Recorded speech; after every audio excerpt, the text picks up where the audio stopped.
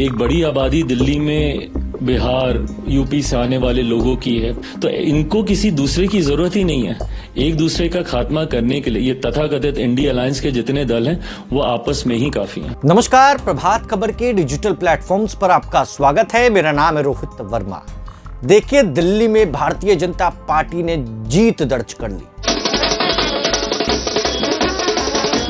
लगभग 27 सालों के बाद बीजेपी ने दिल्ली में जीत हासिल की है और खुशी बिहार तक देखने को मिल रही है।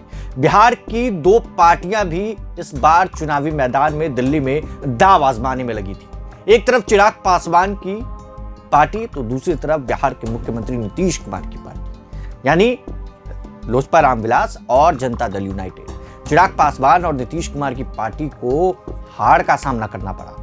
चिराग पासवान की पार्टी देवली से चुनाव लड़ रही थी, दीपक तंवर उनके उम्मीदवार थे और हार की वजह अब चिराग पासवान ने कैमरे पर खुद आकर बता दी है। दरअसल बातचीत में उन्होंने अरविंद केजरीवाल पर भी जमकर निशाना साधा है।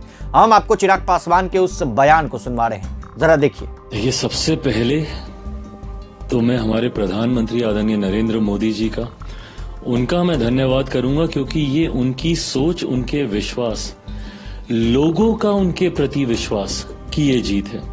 ये वो मोदी की गारंटी है जिस पे दिल्ली की जनता ने एक लंबे समय के बाद पुनः विश्वास करने का कार्य किया। और इसका कारण भी है जिस तरीके से प्रधानमंत्री जी के नेतृत्व में पिछले 10 सालों में देश ने नई ऊंचाइयां हासिल की। गठबंधन का सहयोगी होने के नाते मैं भी कई जगहों पर प्रचार के लिए हम लोग गए और उस वक्त भी मैंने इन्हीं बातों को कहा था कि जहां एक तरफ देश नई ऊंचाइयां हासिल कर रहा है तो वहीं दिल्ली की हालत बद से बदतर होती जा रही है। ऐसे में मुझे लगता है लोगों के लिए वो चयन करना कठिन नहीं था। एक तरफ विकास का मॉडल था, दूसरी तरफ विनाश का मॉडल था। एक तरफ बढ़ता देश था, दूसरी तरफ दिल्ली जो कि बद से बदहाल होती जा रही थी। लोगों के बीच ये चुनाव करना आसान था और दिल्ली की जनता ने ये चुनाव किया। एक बड़ी आबादी दिल्ली में बिहार यूपी से आने वाले लोगों की है। हम लोगों ने अपने अपने राज्यों में देखा है कि किस तरीके से डबल इंजन की सरकार का लाभ मिलता है।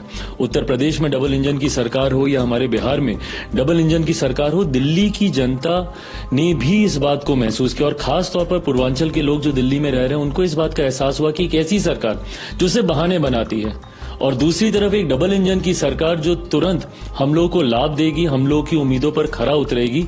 इस सोच के साथ उन्होंने प्रधानमंत्री जी की सोच वाली सरकार को दिल्ली में चुनने का काम किया। दिल्ली भारत की राजधानी है और इस राजधानी का वो मान सम्मान बरकरार रहे, इसके लिए जरूरी था कि दिल्ली में इस बार भारतीय जनता पार्टी की सरकार आए।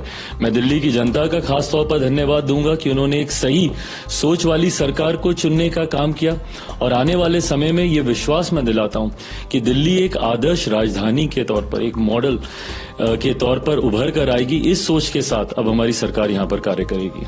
लेकिन आपने देखा कि दिल्ली के जो चुनाव का सबसे बड़ा चेहरा पूरी राजनीति को बदलने आए हैं, ये सब कहकर आए थे, वही चुनाव हार गए। देखिए, जब इसको आप कैसे देखते हैं? जब आप अपनी बातों में ही विरोधाभास रखते हैं, आपको क्यों दिल्ली की जनता ने नए होने के बावजूद, कोई राजनीतिक परिचय ना होने के बावजूद दिल्ली के लोग क्यों आपके साथ जुड़े?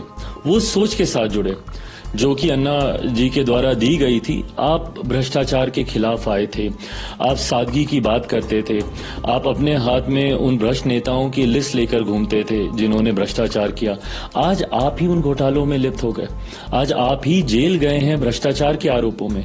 भले वो शराब घोटाला हो, बस की खरीदी में होने वाला घोटाला हो, क्लिनिक्स में होने वाला घोटाला हो, अलग अलग विभागों में होने वाला घोटाला हो, आज उंगलियां आपके ऊपर उठने लगे। जिस सादगी का आप परिचय देते थे, खुद आपने अपने लिए शीश महल बना लिया। दिल्ली में वही शीला दीक्षित जी उस वक्त होती थी जिनके आप एसी तक गिनने का काम करते थे और आज आपने अपने लिए किस तरीके का शीश महल खड़ा किया, किस तरीके का आपने सिक्योरिटी कवर लिया, गाड़ियों के काफिले के साथ आप घूमने लग गए। कीजिए, दिक्कत नहीं थी, बट आपने कसम खाई थी कि मैं ये सब नहीं करूंगा, 2 कमरे के ही मकान में रहूंगा। आपने तो विचारधारा तक से समझौता कर लिया।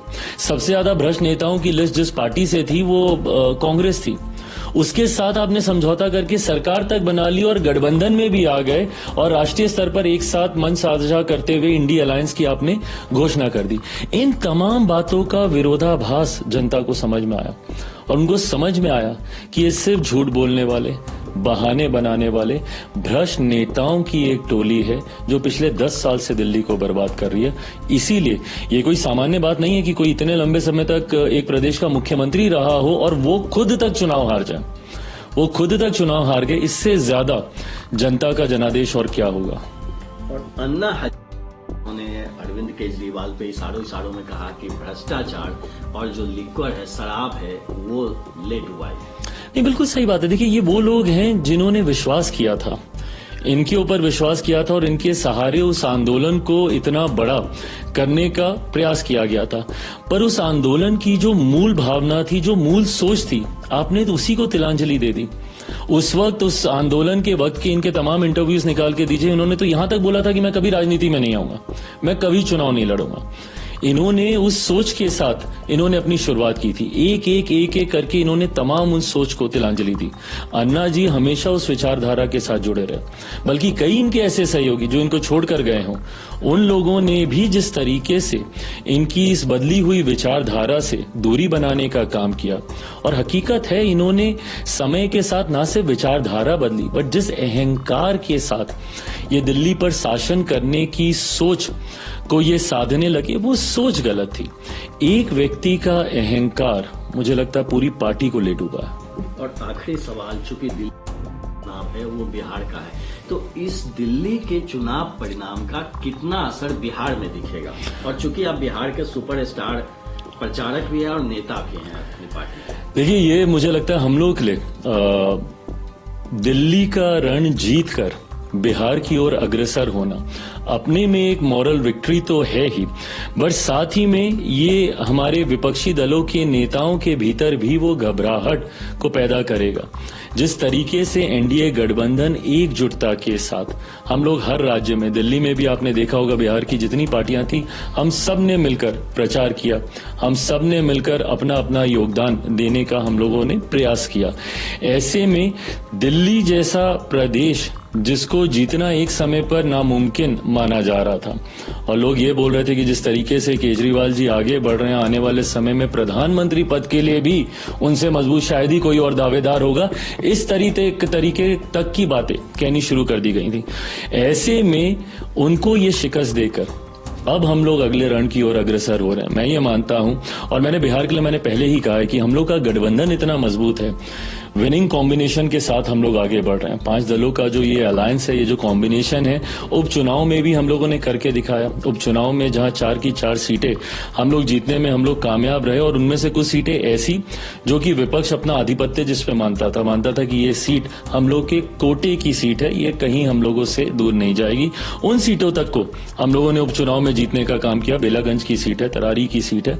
तो मैं मानता हूं कि जिस तरीके से दिल्ली में प्रचंड जीत हुई है हम लोगों की, उसी तरीके से बिहार में भी आप देखिएगा 225 प्लस सीटों के साथ इस बार बिहार में हम लोग सरकार बनाने जा रहे हैं। और आखिरी सवाल कि जब वोट का काउंटिंग शुरू हुआ और बीजेपी लीड करने लगा, तो उमर अब्दुल्ला का एक ट्वीट आता है, कहते हैं कि और आपस में आप लड़ो।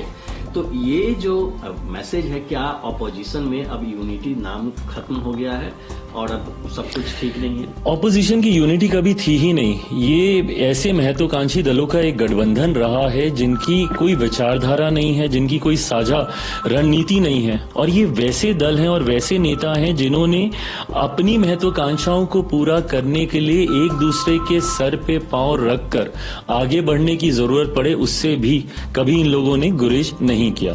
दिल्ली का रण इसका सबसे जीता जागता उदाहरण है।